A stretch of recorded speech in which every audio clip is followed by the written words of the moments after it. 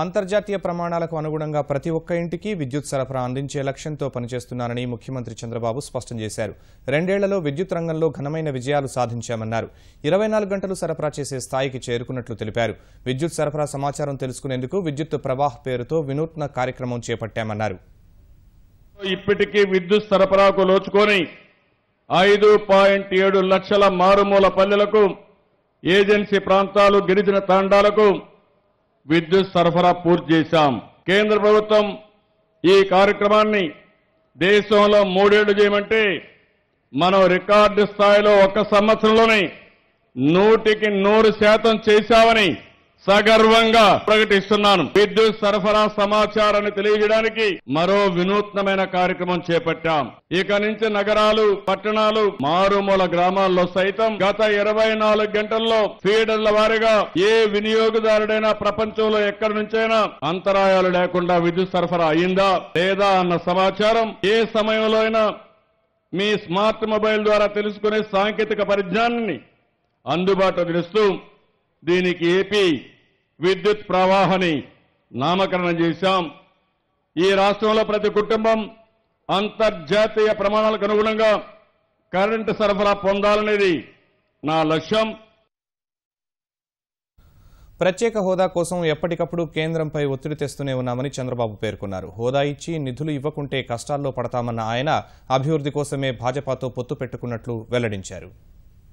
మనకు ప్రత్యేక హోదా ఇవ్వాలని మనం ఎన్నోసార్లు అడిగాం. ప్రత్యేక హోదా వస్తే కేంద్రం ఇచ్చే పథకాల్లో 90% గ్రాంట్ వస్తుంది, 10% మనం పెట్టుకోవాలి. ఇప్పటికే 50, 60, 40%, 50% ప్రోగ్రామ్ను బట్టి గ్రాంట్ ఇస్తున్నారు. మిగిలింది మనం పెట్టుకుంటున్నాం. విదేశాల నుంచి వచ్చే ఈఏపీ ప్రాజెక్టులకి 90% గ్రాంట్ ఇస్తారు, 10% మనం పెట్టుకోవాలి. వాళ్ళు కానీ మనకు ప్రత్యేక హోదా ఇచ్చి అసలు డబ్బులు ఇవ్వకపోతే, సహకరించకపోతే మళ్లీ మనకు ఆ సమస్య వస్తుంది. ప్రత్యేక హోదా వస్తే కేంద్రం ఉదారంగా నిధులిస్తే దానివల్ల రాష్ట్రం బాగుపడుతుంది.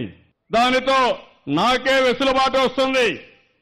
ఒక ముఖ్యమంత్రిగా ఇంకొక 20,000, 30,000 కోట్ల రూపాయలు వస్తే దానివల్ల ఇంకా బ్రహ్మాండంగా పనులు చేసే శక్తి నాకు వస్తుంది. అవునా కాదా మీరే ఆలోచించాల్సిందిగా మిమ్మల్ని కోరుతున్నా. కేంద్ర సహకారం కోసమే అమిత్ షా గారు ఒక ఎంపీ ఇమ్మంటే ఆ ఎంపీ కూడా ఇచ్చాను. బీజేపీతో మిత్రపక్షంగా ఉన్నాం. నేను ఆ రోజు చేరింది కూడా సహకారం కోసం చేరాను తప్ప ఇంకోటి కాదని చెప్పి కూడా నేను మీకు తెలియజేస్తున్నాను. విభజన చట్టంలోని అంశాలను నెరవేర్చాలంటూ కేంద్రంపై ఒత్తిడి తీసుకొస్తున్నట్లు ముఖ్యమంత్రి చంద్రబాబు స్పష్టం చేశారు. పోలవరం ప్రాజెక్టు సహా రాజధాని నిర్మాణానికి కేంద్రం ఇతోధికంగా సాయం చేయాలని కోరారు. 2 సంవత్సరాల పసికందు మనం ఏమాత్రం తప్పులు చేసుకుంటే భావి తరాల భవిష్యత్తు ప్రశ్నార్థకం అవుతుంది. కేంద్రం పైన ఎప్పటికప్పుడు గట్టిగా కూడా అడుగుతున్నా. ఇది సాధించే వరకు ఏమాత్రం కూడా అజాగ్రత్త లేకుండా ముందుకు పోతున్నాం. ఈ రోజు 16,000 కోట్ల రూపాయలకి మనకు లోటు బడ్జెట్ లో ఇచ్చింది. 2,800 కోట్లు ఇచ్చారు. రాజధానికి 1,000 కోట్ల రూపాయలు గుంటూరు, విజయవాడకి ఇచ్చి ఇంకొక 1,000 కోట్ల రూపాయలు మనకు రాజధానికి ఇచ్చారు. పోలవరం ప్రాజెక్టు ఆంధ్రప్రదేశ్ కి ఒక వరం. దీన్ని పూర్తి చేసుకోవాలి. నేషనల్ ప్రాజెక్టుగా పెట్టారు. దాన్ని పూర్తి కావాలంటే ఎక్కువగా డబ్బులు పెట్టాల్సిన అవసరం ఉంది. ఇప్పటికి 850 కోట్లే ఇచ్చారు. మనం అదనంగా 1600, 1700 కోట్లు ఖర్చు పెట్టాం. రాయలసీమలో 4 జిల్లాలకి, ఉత్తరాంధ్రలో 3 జిల్లాలకి 50 కోట్ల చొప్పున 2 సంవత్సరాల ఆర్థిక సహాయం చేశారు. 700 కోట్లు ఇప్పటికి వచ్చింది. ఇవే కాకుండా ఇన్స్టిట్యూషన్స్ అన్ని 7 కేంద్ర ప్రభుత్వం ఇవ్వాలంటే 5 ఇచ్చారు. ఇంకా 2 బిల్లు పాస్ కావాలి. దానిపైన కూడా ప్రయత్నం చేస్తున్నాం. రైతులకు 50,000 విలువైన 2 లక్షల విద్యుత్ ఆదా పంపు సెట్లను ఉచితంగా అందిస్తామని ముఖ్యమంత్రి చంద్రబాబు స్పష్టం చేశారు. వీటి మరమ్మతులను ప్రభుత్వమే భరిస్తుందన్నారు. రిమోట్ కంట్రోల్ ద్వారా ఇంట్లో నుంచే పొలానికి నీళ్లు పెట్టుకునే సదుపాయం అందుబాటులోకి తెచ్చినట్లు చెప్పారు. నాణ్యమైన 5 స్టార్ ఎనర్జీ ఎఫిషియెంట్ వ్యవసాయ పంపు సెట్లతో మార్పిడి చేస్తున్నాం.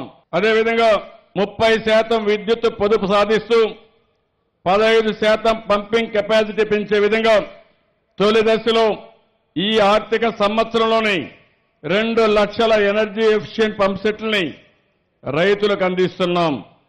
వీటికి సంబంధించి రైతుపై పైసా భారం పడకుండా దాదాపు 50,000 రూపాయలు విలువ చేసే ఈ పంప్ సెట్లని నా రైతులకందరికీ ఉచితంగా అందిస్తున్నాం.